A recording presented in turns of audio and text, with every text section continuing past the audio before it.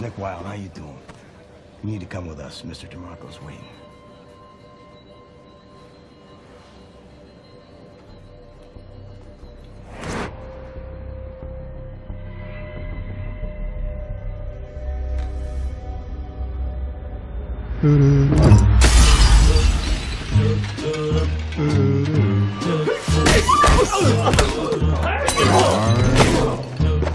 Dreaming of a white Christmas, just like the ones I used to know, where those treetops glisten and children listen in the snow,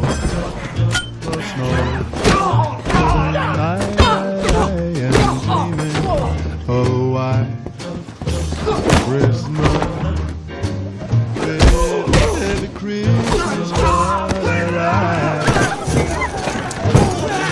May your days, be merry and bright. May all your Christmases be white.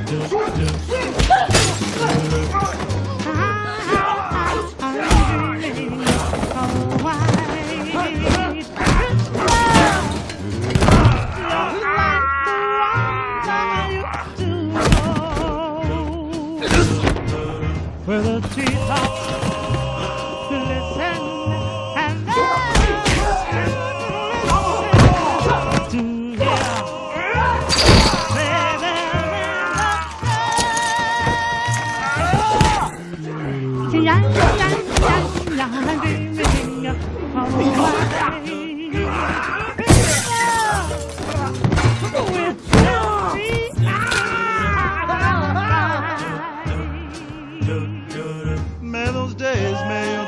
May your days be merry and bright.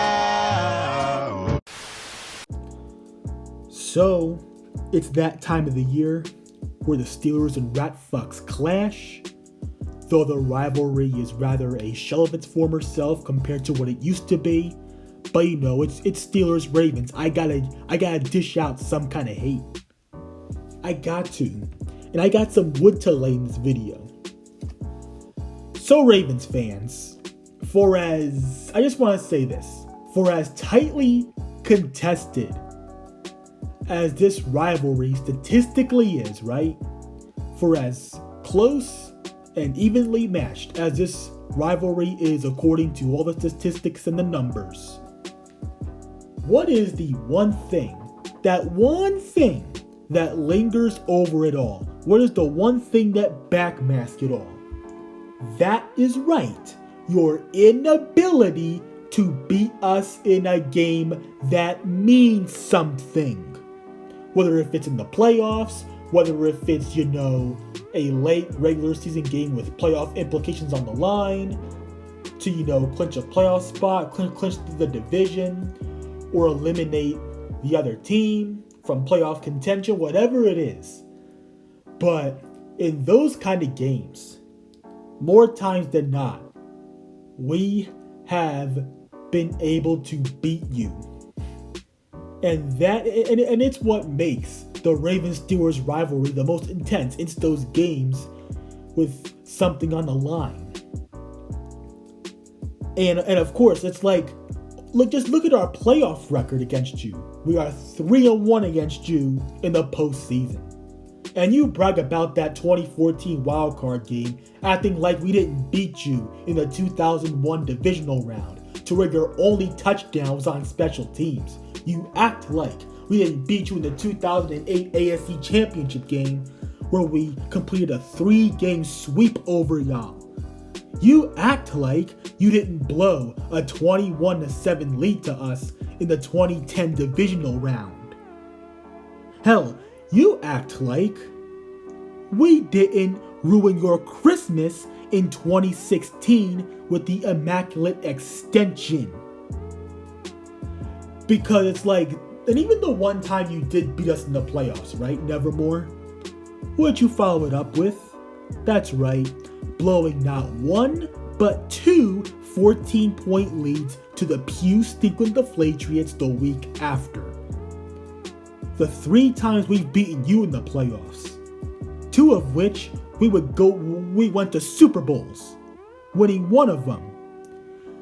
And of course in 2001, now the only time of the 3 that we did not go to the Super Bowl after beating you in the playoffs. What did that playoff win do to you besides end your season? That's right, we knocked you off your throne from being the defending Super Bowl champions. That's why the Pew-Stinklin' Deflatriots a week later knocked us out, beat us in a game that meant something, because you guys just can't do it. And you can say what you want about how you've been able to beat the Pew-Stinklin' Deflatriots in the playoffs while we couldn't. Or you can say what you want about that.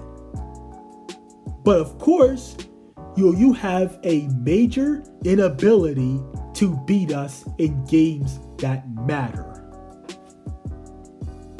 And because for the last couple of years, Nevermore fans, you've been sitting here saying that you're going to sweep us, and yet the last couple of seasons, it's gone the opposite direction. We're the ones who end up sweeping you. Hell, we have swept you 3 times since 2017. 3 times. And on 2 of those occasions, we clinched either the division or a playoff spot. And because let me send you all the way back to the history of us beating you in those games that with playoff implications on the line. Now, while this Sunday may not necessarily have that, but let's just take a deep dive back. So obviously we beat you in the divisional round in 2001. 2002, towards the end of the season, we eliminated you from playoff contention, also completing the sweep over you. 2004, when we went 15-1 with rookie quarterback Big Ben, what do? We eliminate you from playoff contention towards the end of the season in 2004. Then 2008, we complete the 2-game sweep over you by beating you in Baltimore, clinching the AFC North in your own house. And then, of course, 2010, as I mentioned, we beat you in the divisional round. 2 years after we had already beaten you in the AFC Championship game, where Troy Polamalu took the game-sealing pick 6 to the house. 2016, you were up 20-10 on us at one point. We came back with, as I mentioned earlier, the immaculate extension by Antonio Brown to not only clinch the AFC North, but as well eliminate you from playoff contention. A year later, 2017, we clinched the AFC North on our own turf, beating you 39-38 in one of the most classic shootouts of perhaps this past 2010s decade that recently ended. And then, of course, 2021, we clinch a playoff spot and eliminate you on your own turf, might I add. Granted, we had no business being in the playoffs, but the point that I'm trying to make, Nevermore, is that we own you in games that mean something. We do. As a matter of fact, we have literally owned you as of late. And the sad part is this, Nevermore. With your starting quarterback likely not going to be playing this Sunday, I literally feel less confident about Lamar Jackson not playing and Tyler Huntley being in than I am with Lamar Jackson. And you want to know why that is?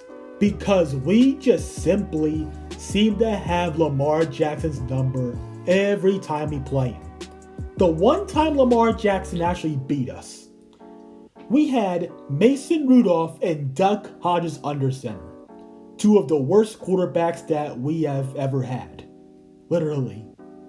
And Every time we play Lamar, we get a bunch of sacks on him, we intercept him, we get turnovers on him.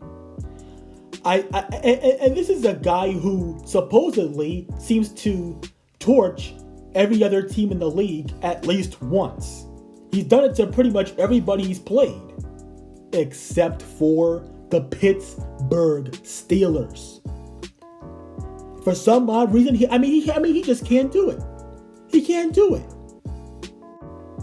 And when we are less confident in facing you without Lamar Jackson than with him, that's how you know that we, as of late, have owned you. Hell, that's how you know that you have a quarterback controversy. Matter of fact, I can't even call it a quarterback controversy. You have a running back being the RPG role quarterback controversy. Because all Tyler Huntley and Lamar Jackson do is run. Now, yeah, I agree that Tyler Huntley has a better throwing arm than Lamar Jackson. But still, all your quarterbacks do is run with the football. That's all they do. And now, yeah, I know that we ain't shit this year. Granted, we're on a 2-game win streak. But what about you guys? Because for a team that's supposed to be a Super Bowl contender, for a team that gets so much hype from the media, with how much of an MVP candidate that Lamar Jackson is, and of course your defense that always gets all this hype as being one of the best units in football. Because for a team that's supposed to be a Super Bowl contender, right? Like, how do you only beat the Panthers 13-3? A team that's basically having a fire sale. How do you lose to the Jags? How do you beat the Broncos by 1 freaking point? By 1 point. Just 10-9. And you're supposed to be Super Bowl contenders, right? Because the fact is, you are not anywhere near the level of Super Bowl contention. You're not the Chiefs. You're not the Bills. You're not the Dolphins. You're not the Bengals. Hell, you're not even the Tennessee Titans. You guys are a mediocre team with a good record. That's all you are. And the way you guys have been playing football as of late, y'all just might have another late season collapse just like last season, where you started out 8-3 and then you lost the rest of your final 6 games, 2 of them to us. Right now you stand at 8-4, and as of late, you have not been playing good football. And of course, Lamar Jackson is injured right now. So, and unless he comes back, it will be another collapse for you just like last season. Because yeah, Tyler Huntley may be a capable backup. And yeah, he can throw the football even better than Lamar can, and he's nearly just as mobile as him. But at the end of the day, Tyler Huntley can't win you football games. He can't. Unless it's against one of the worst teams in the league, like the Broncos, despite the fact that they have Russell Wilson. Unless it's somebody like that, Tyler Huntley can't win you football games. Because how many football games did he win you when he had to step in for Lamar last year? That's right. 0, bitch. 0.